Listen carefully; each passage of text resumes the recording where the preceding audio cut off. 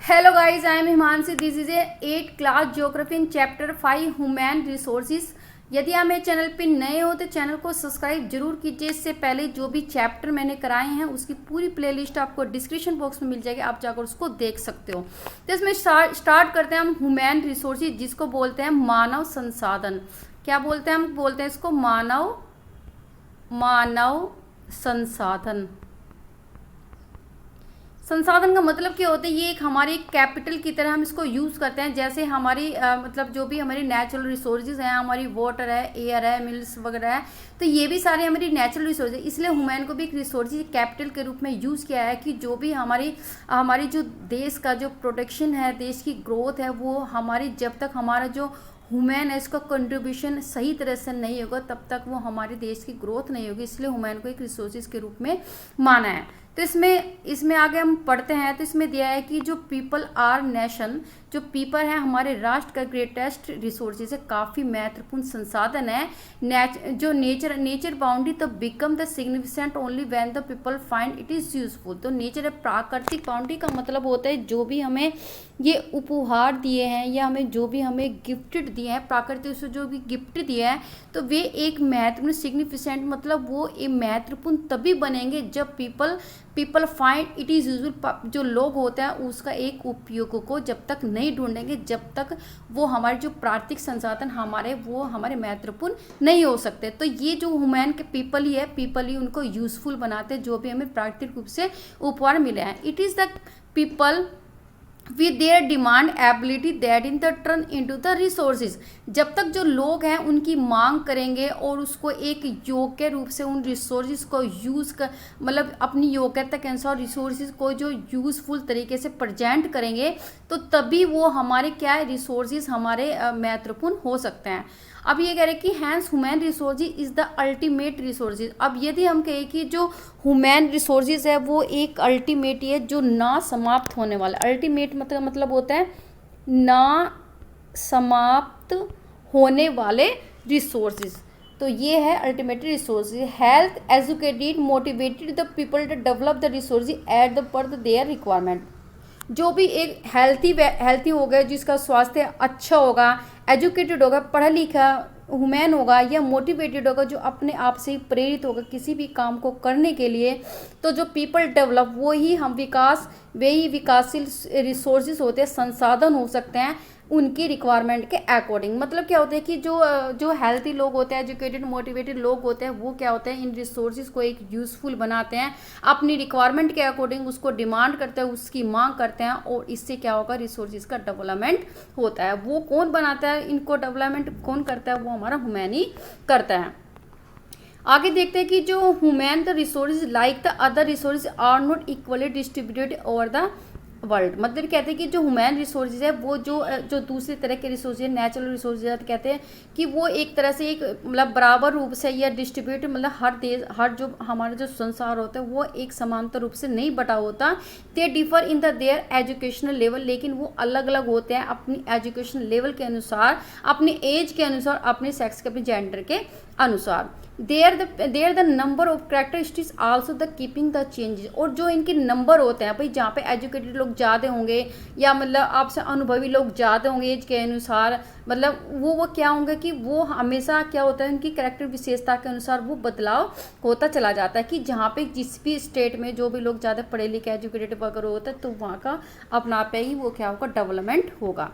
अब इस बॉक्सेज है, इसमें बॉक्स में दिया है कि there are the 500 children in my school. ये कह रही कि मेरे स्कूल में तो कितने हैं, इसमें 500 बच्चे हैं। My village has 1000 people. मेरे तो गांव में तो 1000 बच्चे 1000 लोग हैं। फिर ये कह रहे कि ये जो टीचर कह रहे कि how many the people do you think, क्या तुम सोचते हो कि कितने लोग होंगे they are in the whole world, पूरे संसार में कितने होंगे। तो ये बच्चा कह रहे कि there are the 30 children my class, मेरी क्लास में 30 बच्चे हैं। अब ये कह रहे कि हाउ डू यू, अब ये कह रहे कि around the 6.6 billion the people. ये कह रहे कि लगभग हो सकता है कि 6.6 बिलियन लोग हैं हमारे इसमें पूरे वर्ल्ड में। तो how do you the right in the that in number, क्या तुम इसको नंबर में लिख सकते हो? तो हम इसको नंबर में लिखते हैं 6600000000। तो ये क्या होगा हमारा 6.6 बिलियन हो जाएगा। अब इसमें एक ये बॉक्सेस दिया है, इसमें दिया है कि डू यू नो, क्या तुम जानते हो कि प्रधानमंत्री प्रधानमंत्री कौशल विकास योजना PKVW, वेरी इंपॉर्टेंट इसकी फुल फॉर्म आप इसको याद कीजिए। एंड द वाज स्टार्टेड 2015 में ये स्टार्ट हुई थी। और इसका जो एम था, aiming to train the 1 crore Indian youth from the 2016 and 2020। और ये कह रहे कि 2016 में और 2020 के बीच में जो भी इंडियन यूथ थे उनको ट्रेन करना था। इस योजना का meaning the objective of the this scheme is to be increase aptitude toward the employable. और इसका स्कीम का जो था कि लोगों को उत्साहित किया जाए कि उनके एप्टीट्यूड में उसको स्किल दिया जाए, कुशलता दी जाए, बाय क्वालिटी दी जाए ट्रेनिंग के द्वारा, ताकि वो अपने काम को जो भी एक्टिविटी वेजिट अर्नर उनकी कुशलता को इम्प्रूवमेंट किया जा सके। आगे दिया है इसमें डिस्ट्रीब्यूशन ऑफ द पीपल की किस तरह से हमारे डिस्ट्रीब्यूशन है हमारे लोगों का। तो the way in the which the people are the spread across in the world the surface known as the pattern of the populational distributions. मतलब जिस तरीके से लोग हमारे पूरे जो वर्ल्ड में अर्थ में फैले हुए सरफेस पर, उसको हम पैटर्न द पॉपुलेशन डिस्ट्रीब्यूशन बोलते हैं। More than the 90% of the जो world population the live in the about the 30% of the land the surface. ये कहे कि 90% जो हमारी जो वर्ल्ड की संसार की जो पॉपुलेशन है, जनसंख्या, वो 30% लैंड के सरफेस पर रहती है। और the distribution of the population in the world एक्सट्रीमेटल एनवायरनमेंट। और लेकिन ये जो पॉपुलेशन फैली हुई है ये हमारी लैंड पर, उसका जो हर जगह वो एक जैसी नहीं है, कहीं पर ज़्यादा है और कहीं पर कम है। तो यहाँ पे आप ये देख सकते हैं, ये वाला जो बॉक्सेस है इस वाले में देखिए, over the even the 100 the people in the world. ये कह रही कि 100 जो लोग इन द वर्ल्ड में किस तरह से फैले हैं। ये भी ये देखें आप, येलो कलर के तो एशिया में है, ये यूरोप में है हमारे, ऑरेंज कलर के ये वाले, पर्पल है हमारे अफ्रीका में। और यदि हम ब्लू के देखें तो ये हमारी है live in the centre in the south America. और यदि ये हमारी जो रेड देखें live in the northern America. और यदि ये देखें एक पीपल जो भी इसमें दिया गया 1%, तो ये वाले लोग हैं हमारे live in the A ocean the Australia, New Zealand and the A Pacific island पर। तो ये हमारी वर्ल्ड की पॉपुलेशन है बाई कॉन्टिनेंट के अकॉर्डिंग। यदि हम पॉपुलेशन द मिलियन इसमें देखें, मिलियन में देखें, तो इसमें दिया है कि चाइना देखिए 1400, ये अभी 1400 बिलियन लोग पॉपुलेशन है इसमें। फिर उसके बाद कम, तो सबसे ज़्यादा पॉपुलेशन है इंडिया में, और सबसे कम देखे तो इसमें जापान में है। अब इसमें एक्टिविटी जिसमें है कि भाई आप ये स्टडी देखें 5.1 में, तो फाइंड आउट देखिए टोटल पॉपुलेशन कितनी होगी इस कॉन्टिनेंट में, तो इसके अकॉर्डिंग है। अब आगे है हमारे इसमें डेंसिटी ऑफ द पॉपुलेशन की किस तरह की डेंसिटी है, तो ये देखते हैं हम। तो do you the average density the population in the India is the 382% the पर इन द स्क्वायर। यदि हम स्क्वायर मीटर में देखें तो 382 लोग क्या है पॉपुलेशन की डेंसिटी है। तो ये आता है एग्जाम में कि कितनी हमारी डेंसिटी है पॉपुलेशन की, तो 382 है हमारे स्क्वायर किलोमीटर। अब density of the people the population density in the number of the people living in the unit area of the earth surface. मतलब जो हमारी अर्थ है, अर्थ के सरफेस पर जो भी लोग रहते हैं उसी को ही हम मापते हैं कि हमारे जो पॉपुलेशन की density in the normally the एक्सप्रेड in the पर स्क्वायर। मतलब जो भी लोग रह रहे हैं उसको हम एक्सप्रेस करते हैं कि स्क्वायर मीटर में पर स्क्वायर मीटर में कितने लोग रह रहे हैं, वही हमारी डेंसिटी होती है हमारी पॉपुलेशन की। The average density of the population in the world in the whole the world 51% per square. मतलब कहते हैं कि यदि हम इसकी डेंसिटी देखें पॉपुलेशन की, दे सकते हैं कि हर स्क्वायर मीटर पे 51 लोग रहते हैं पूरे हमारे संसार में। तो south central Asia the has the highest the density of population. South जो सेंट्रल एशिया है उसमें सबसे ज़्यादा डेंसिटी सबसे ज़्यादा लोग रहते हैं यदि इसको देखें। और उसके बाद है हमारा ईस्ट और साउथ एशिया में, ठीक है, पहले सेंट्रल में, फिर ईस्ट है, फिर साउथ, और उसमें फिर इसमें आगे दिया है इसमें ये कह रहे हैं कि when in the whole the 30, ये कह रहे हैं 30 स्टूडेंट आर द, यदि 3% है तो आर क्लास में द सीम द वेरी। हम कहते हैं कि भाई 30 बच्चे हो जाएंगे तो कहते हैं बहुत क्राउडी है। But when in the same in the class is the seated in the school assembly the hall it seems to open the empty way. लेकिन यदि हम देखें हॉल में देखें वहाँ पे जो 30 यदि लोग हो जाए तो बच्चे हो जाएंगे, तो हम तो कहेंगे यहाँ पे तो अब भी काफ़ी खुला हुआ है क्योंकि वहाँ पे एरिया ज़्यादा और लोग कम है। अब because in the size over air कह रही है क्योंकि वो एरिया के ऊपर डिपेंड होता है। Hall is the must is the larger than in that classroom, क्योंकि होल तो काफ़ी बड़ा होता है क्लासरूम के according. However the when all the student of the school the coming to hall, जब सारे स्टूडेंट आ जाएंगे होल में, the whole the to the started looking the crowded. लेकिन फिर भी जो होल होगा वो भी हमें क्राउडेड ही नज़र आ जाएगा क्योंकि वो एरिया के ऊपर ही हमारा डिपेंड होता है। अब है हमारे पास इसमें है कि factor affecting the distribution of population, किस तरह से जो हमारे फैक्टर हैं वो हमें प्रभाव डालते हैं, जो भी हमारी जो पॉपुलेशन है वो डिस्ट्रीब्यूशन है हमारे पूरे वर्ल्ड में। तो हमारे जियोग्राफिकली फैक्टर्स होते हैं, कौन कौन से हम थे? टोपोग्राफी कहते हैं कि people always the prefer to live on the plain in the rather in the mountains the plateau, कि जो लोग होते ज़्यादातर वो ये चाहते हैं कि वो एक प्लेन एरिया में रहे, किसके अकॉर्डिंग? माउंटेन्स, पहाड़ या पठार के एरिया के अकॉर्डिंग, क्योंकि वहाँ पे जो एरिया सूटेबल है फॉर फार्मिंग के लिए काफ़ी सूटेबल होता है, मैन्युफैक्चरिंग के लिए होता है, किसी भी चीज़ को बनाने में काफ़ी होता है, सर्विस जो एक्टिविटीज़ होती है, ट्रांसपोर्ट की सर्विस होगी या फिर आपको इंटरनेट की सर्विस होगी, तो सही भी तरह से हमारे जो प्लेन एरिया में वहाँ पे काफ़ी हमें हर तरह की सुविधाएं मिल जाती है।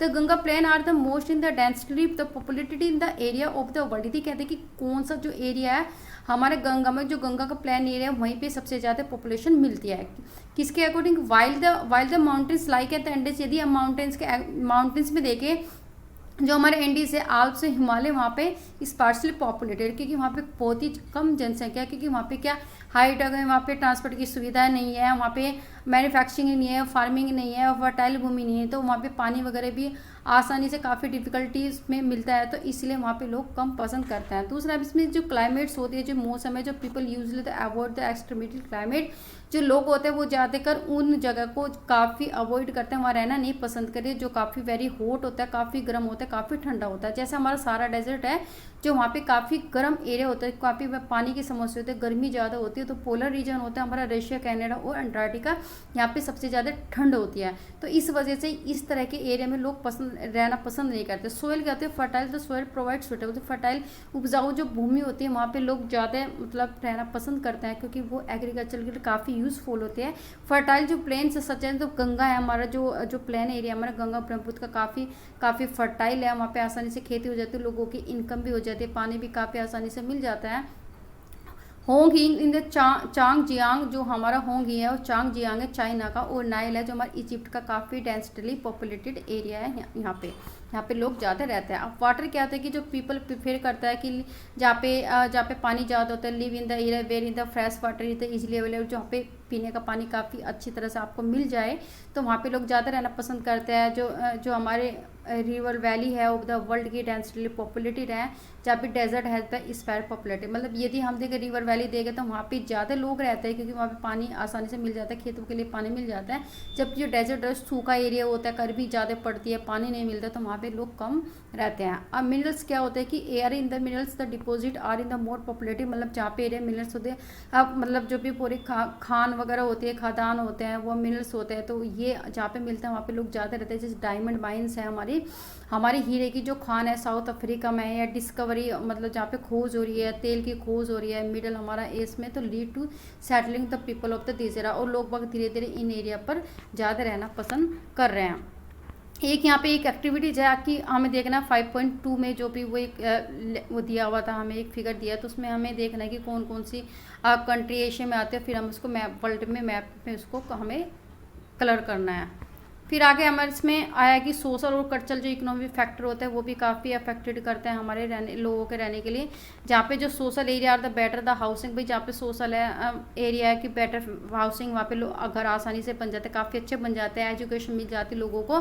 और दूसरा जो हेल्थ होती है, वहाँ पे स्वास्थ्य के जो संस्थान होते हैं वो भी काफ़ी होती है, संस्था ज़्यादा होती है कि लोग अपने इलाज भी आसानी से कर लेते हैं। जो facility are the more in density populated, जैसे हमारा पुणे है तो वहाँ पर ज़्यादा लोग रहना पसंद करता है, क्योंकि वहाँ पे उनको सभी तरह की फैसिलिटीज़ मिलती है। फिर हमारा इसमें कल्चर की जो कल्चर है हमारा इसमें है place with the in the region of the culture significant attract, जो भी प्लेस होते हैं, जो भी स्थान होते हैं, और जहाँ पे कल्चर होते हैं, वो एक्टिविटीज़ होती हैं, वहाँ पे एक महत्व होता है, तो वहाँ पे लोग ज़्यादा अट्रैक्ट रहते हैं। जैसे हमारा वाराणसी है जो एक पवित्र स्थान माना जाता है, गंगा वहाँ है। जेरूसलम है जो ईसाइयों के वहाँ पे जो जीसस रहता है वहाँ का है, तो वो इसकी पवित्र भूमि है, होली प्लेस है, तो वहाँ पे लोग ज़्यादा पसंद करते हैं। और वैटिकन सिटी है हमारी, तो ये सब एग्जांपल है। इकोनॉमी जो इंडस्ट्रियल एरिया है प्रोवाइड एम्प्लॉयमेंट, जो इंडस्ट्री एरिया है औद्योगिक एरिया, वहाँ पे भी लोग ज़्यादा रहना पसंद करते हैं, क्योंकि वहाँ पे एम्प्लॉयमेंट रोजगार के अवसर मिल जाते, अपॉर्चुनिटी मिल जाती है, लार्ज नंबर ऑफ पीपल मिल जाते हैं, अट्रैक्ट करते हैं इन तरह के एरिया को। ओसाका है हमारा जापान का Mumbai in the India are the 2 densely populated area. यदि हम जापान में थे ओसाका और हमारे इंडिया में हमारी मुंबई, तो ये काफ़ी हमारी पॉपुलेटेड एरिया है। एक महत्वपूर्ण इसमें बॉक्सेस है क्लोजली लाइफ एक्सपेक्टेंसीज, इसका मतलब क्या है, इट इज़ द नंबर, ये एक नंबर है सालों के, that is the average the person can be expect to live, कि जो औसत जो लोग होते हैं वो ये अनुमान लगाते हैं कि हम इतने साल तक जीवित रहेंगे, तो इसको हम लाइफ एक्सपेक्टेंसीज बोलते हैं। अब मिलते हैं आपको नेक्स्ट वीडियो में, इसके जो बाद का पूरा है इसमें जो चैप्टर उसमें कंप्लीट हो जाएगा, ताकि बुक ही कंप्लीट हो जाएगी। तो आपको नेक्स्ट वीडियो में मिलते हैं, तब तक के लिए अपना ध्यान रखिए। Thank you for watching and take care.